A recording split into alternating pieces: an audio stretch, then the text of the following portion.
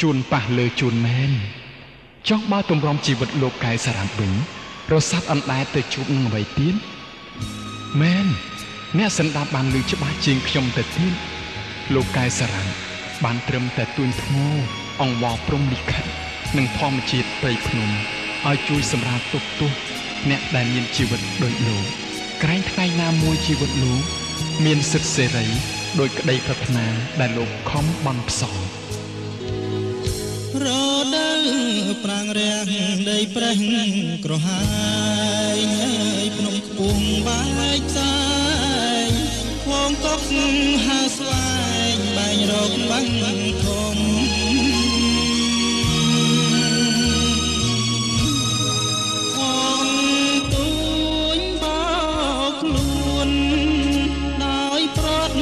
ត្រនំ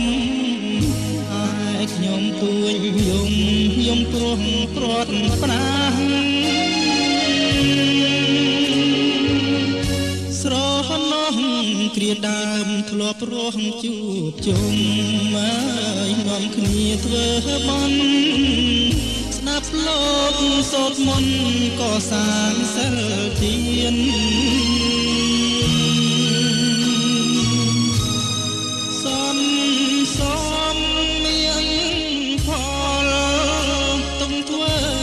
ជាស្ពាន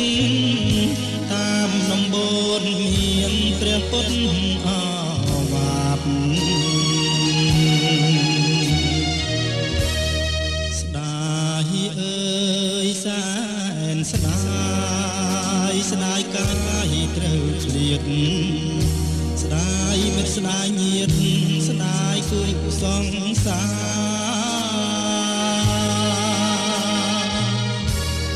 ទុំនួយជីវិតថ្លែងរឿងខ្លោចផ្សាបងស្រាយវាសនាចិនណាខ្វាំងនៃអពុំកំណើតបង្កើតនៅរូបខ្ញុំអើយធ្លាប់មរួងសុខមអីលើរូបខ្ញុំស្រកសូនអត់ណែ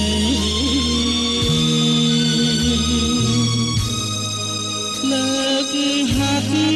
បួងសួងព្រះរតនត្រ័យសូមលោកប្រណីជួយដងទុំផង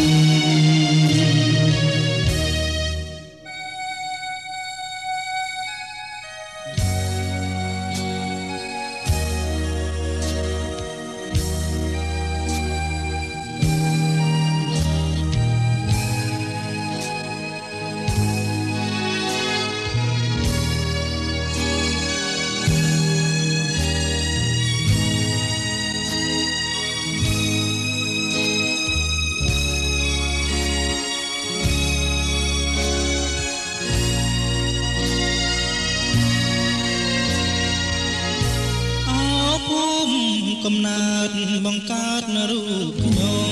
អើយធ្លាប់មករស់សុខមអីលើរូបខ្ញុំស្រពោនអត់ណែ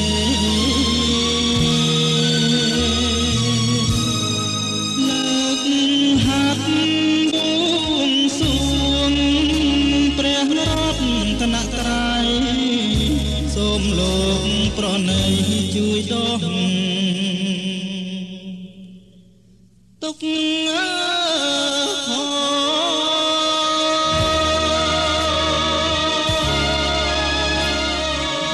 បងបន់ស្រន់អស់ទេវតាឲ្យជួយស្នេហាយើងឆាប់បានជួបគ្នាទោះព្រាន់គ្នាមួយគ្រាក៏បងមិនប្រកែក